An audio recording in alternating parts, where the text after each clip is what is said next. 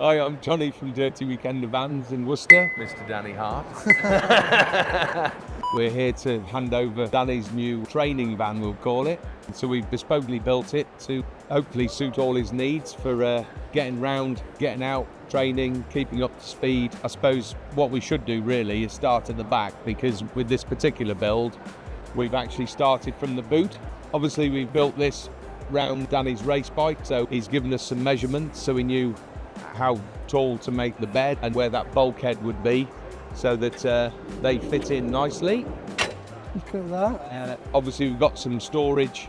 Yeti kindly have given us some stuff so we can keep all his GoPro stuff and everything safe in the Go box. We've got storage areas, pockets to keep bits and pieces, and obviously here, French Alps, downhill Châtel, area. Morjan, Champry, Morzine, Leger, all the good places. Where Danny gets out and about. A little bit of a tweak from Bluebell and Moss that have kindly given us this sprint. So obviously it's also given us somewhere to stick the wheels. And obviously the other thing is the weather's not always great. So this also, when these doors are left open, the Vandermoons are robust enough to take a good soaking and dry back out. But the bed's not going to get all wet. You know, and that's going to stay nice and cosy for being able to climb back in. It's good to have that separation as well, like dirty, grim, horrible stuff in the garage, and keep the front all nice and clean and tidy. The other things that I think were needed for the van. Obviously washing the bike is a big thing. With this van you're going to be away for 2-3 days riding. That means you're going to have to wash your bike each night.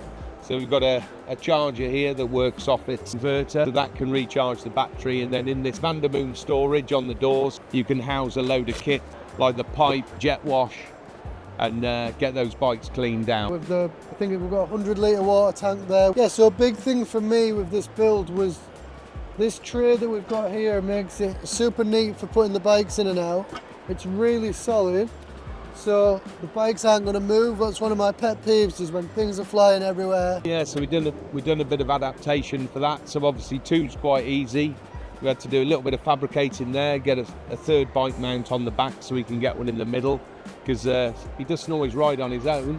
He's got friends too. So another really cool feature is being able to charge my e-bike whilst I'm on the move. That knocks onto the electrical system that we've put in, you know, with all Victron parts and Titan lithium batteries, which even when the van stopped, it means that e-bike can be charging. And that's going to be brilliant, because that's always a worry of where you're going to charge your bike after you've ridden it. With the inverter and everything like that, it's not going to be a problem. So. Yeah, so obviously you can see there's loads of gear stowed in here that's all visible and accessible. So that's a jet wash, we got some pipes, and when Danny starts using the van with anger, you know, he can put all his bits and pieces where they can actually be found. You can almost have a second toolkit. Yeah. That you just leave in this door, you know. Yeah, so it's on both doors, and like I said earlier, if you know it does belt it down with rain, these are way robust enough to just take the pounding, dry them off. You don't have to worry. Yeah, and everything's visible. So I believe that you're looking at about 100 litres of storage just on the back doors. Moving on to the inside of the van, starting with a bit of storage. Obviously with this bulkhead in, which is how big we needed to make the boot, we then put the seating in front of that. We start with a bit of exterior storage, so that maybe some tools, some kit, you know, even prep me salad on there. I was going to say, yeah. Prep me salad, cut me tomatoes. Yeah, we'll just go back in, and that's taking care of, you know, quite a lot of literage of storage that's a little bit not quite as accessible. I don't know why I've labelled this. I've called it a submarine bed, because you sort of clamber up to it. Through the hole. Through the hole, but what you've got is a really nice, comfortable, 4 foot wide, 6'4" long, cosy place to sleep. Danny's got a couple of kids, and if they want to come along, you know, we put some seating in so they can travel nicely. When they're tired, just swing that out the way. They can just simply lift that lever, flick that over, drop that down. Small bed for the kids. Yeah, get these Vandermoons here, give us loads of storage so we can get some visible stuff in there. All of these are the same, these just different sizes, but you've got it's shelved, and you can see everything that you're putting in, so you're not having to get everything out. Got a nice big Webasto isotherm built in there. Make a nice cup of tea.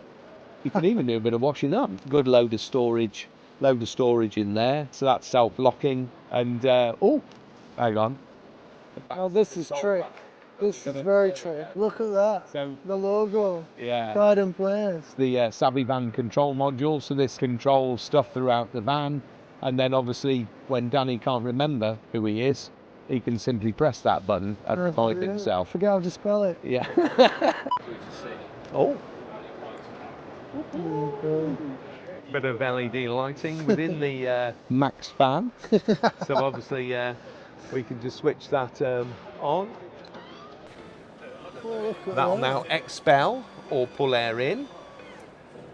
When I'm cooking. Yeah. Salad. Yeah, so we got that, and you've got adjustable speeds, and you can then just switch that off, close it all back up. Blind for the night, lighting. Yeah, so when I dropped the van off with Johnny, we were a 3-seater van with a bulkhead, and now we're on 2 swivel seats just for a bit more space. Put the cogs on there, you know, for me with the bikes and whatnot, so really cool. Pink stitching, which is a really neat little design there. The kids love the colours. I do as well. I think it's really cool. Like, obviously everybody has the blacks and the greys. Well, this really stands out, so yeah, it's going to be awesome. Yeah, make it a happy place. And obviously the other thing is that the weather's not always fantastic, but you know, at least when you come back to the van with a simple press on your button there, you've got your Webasto heating system. Yeah, there's heating, yeah. So that's going to blast out 4 kilowatts of heat, and it's also ducted into the back. So when all your gear's in there and it's mucky and wet, that'll actually dry itself out. Get the waterproofs on up. Yeah, and also with that the space behind, you can hang stuff on there. The build's robust enough to take the water dripping off it, and with the heating underneath the bed and the bed being sprung slatted, it's actually gonna, you know, take some heat under the bed and keep that nicely aired and cozy. The heated bed. Yes. There you go. So I suppose with a nice bespoke, tidy and versatile build, we've got to try and keep hold of it. So we've got a tracking system on it, which hopefully if it moves without you in it, it's going to let you know. And I think what's quite important, bit of mechanical security. So just under the gear stick here, push, twist. Now, not going to come out of gear. That's a really good one, isn't it? It's like, you think of like a steering lock, for example. Which is a great big thing that you need to put in the garage of the van. And that's actually got as much mechanics about it, but it's all hidden. Tiny little thing. And then that is actually going to lock that gear stick. So it's not getting put into drive? No, or reverse. When we started the project, we've had a lot of help off people that we deal with, product-wise, which I think is so much that I can't really list them all. You'd be here for an hour trying to list everyone. And everybody's done a fantastic job, even down to Danny's insurance is, you know, from Howden's is dealt with, and I think the easiest thing to do is put a big list up at the end, and let's show who's given us help in the project. Because without these brands, it wouldn't have been possible. So, yeah, just a huge appreciation to everybody that's helped with this build, and we'll get it out there in the bike parks around the country. Probably my wife will be travelling throughout Europe in it, and yeah, we'll get it out there and show you guys how it is.